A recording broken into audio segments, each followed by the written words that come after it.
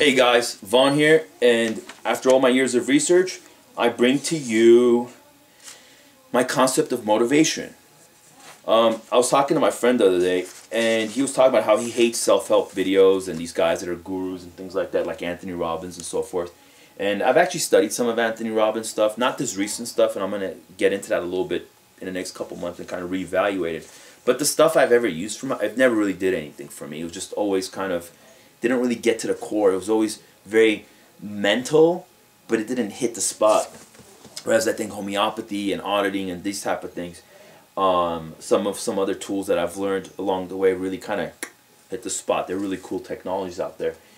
But I'm gonna study his stuff and I'll get back to you guys on that. But what I'm gonna talk about is motivation. A lot of guys out there are having problems with motivation, and girls, and just people in general. And excuse me, the whole secret to motivation is pain. So what happens is, you know, you got videos that talk about only thinking about the positive, only thinking about the positive, only thinking about the positive, only thinking about the positive, right? And that's good because you need to think about what you're creating. You know, when you have a computer, that computer, you know, like the MacBook, I use it all the time. I love it. Great technology. Some issues with the company Apple, but, you know, let's just talk about the product itself. Great stuff, right? That didn't get created because someone just had only a feeling about something. No, it was thoughtful. There was, you know, aesthetics involved, so people made, like, heart decisions on, well, it's a little too big this way, let's make it rounder, let's do this, let's do that. Made it beautiful. They designed it with their mind, made it beautiful, and they implemented physically. So they used their hands, soldered things, and did this and did that, and made this product. Okay, so they had the whole thing incorporated. Okay, so with motivation, there's a couple different levels going on.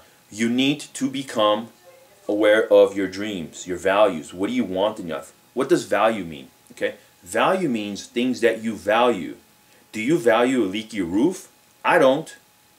Okay, I value a roof that's not leaky, so that's a value. Okay, a safe environment that's conducive to no headaches. No health hazards. Okay, you know, like random coldness and wind and rats and things in my house. You know, things like that. So what do you value? Do you value family? Well, if you don't value family, then you don't value family. But if you value people in your family or your friends, well, that's a value. So, like, how do you, it's like, how do you, if you have something valuable, what do you do to protect it? What do you do to enhance it? Okay? So you got to think about that using your mind. Okay? So that's the mind element of motivation, right? So values. Become in touch with your values. Become in touch with what motivates you or what excites you. You know, if you're like, let's say, taking a class and you're not interested in that subject matter, why? Why are you procrastinating? Okay, maybe it's not totally in line with your value system.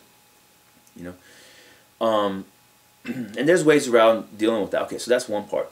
Next part, emotions. You need to get in touch with your feelings about things all the time, without judging it, without analyzing it. Now, there's a time to analyze, but it's like you don't even know what the hell's going on in there. And you're trying to analyze it, and you know, usually when you're trying to analyze feelings, it's to escape from the feeling. No, if you're in a bad state, go into it deeper. You'll get out of it.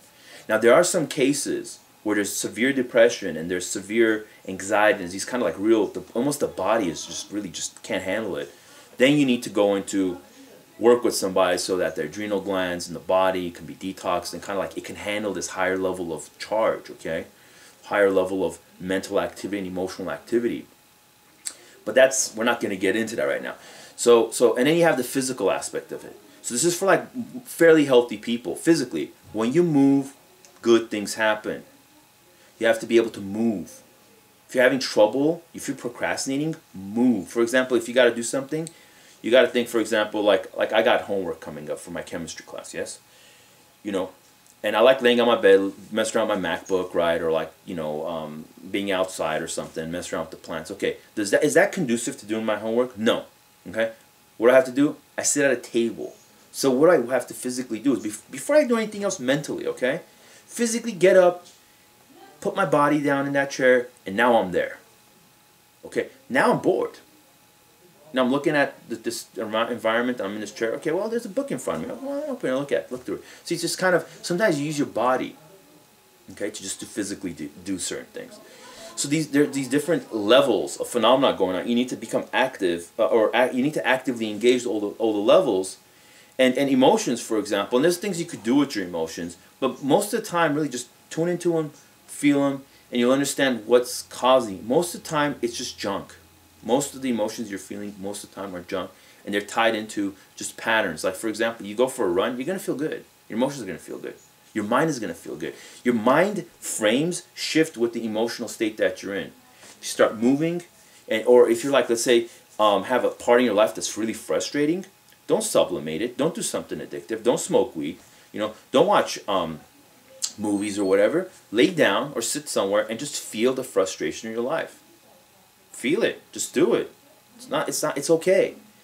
Now, like I said, there's some cases, like I've experienced times in my life where I've been really physically ill, like chronic fatigue, where I couldn't even move, in really horrible states.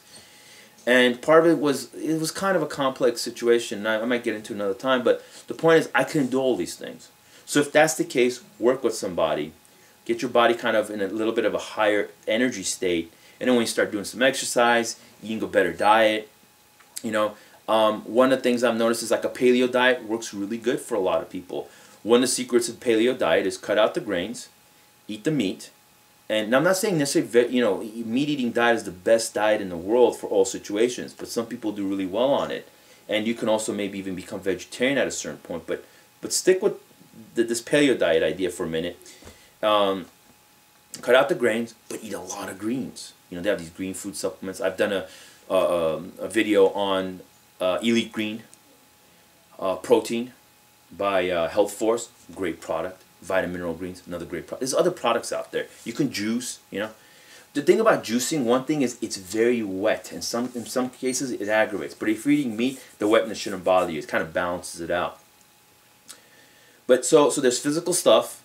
And if you're in a normal state, like I said, exercise, move your body, literally just move your body from location A to location B. Sit down to do the work. If you got to go do exercise, go to the place where you're going to do that exercise. Get the stuff out. We're not even, you could even just go, get your tools out, you're going to do exercise, go to the gym, literally go inside the gym, and then go back home. Excuse me. You see how simple that is? You're not even doing exercise. The exercise is actually going to the gym. Well, if you can't go to the gym, what are you going to do? Walk there? Okay, well, you could just go outside your house, get dressed, go outside your house. I mean, it's like baby steps. Okay, sometimes you need to do baby steps so your system kind of gets warmed up. So, but the key here is feel your emotions. Don't be afraid of the negative states. The sadness, the grief, the sense of loss, the sense of frustration, the anxiety, the this, the that, whatever. And this is a big area, and this is a huge area where you can like break down elements of the mind, elements of emotions, and elements of just physicality, the physical body and movements and this sort of thing. And there's like different techniques of cross crawl to synchronize and you name it. It's called Psyche. It's basically like how the psychology integrates with the body and eye movements and on and on and on and on and on. But this is a good little intro to kind of get you going. And if you guys have any questions, email me or send me a message. And that should kind of roll things forward.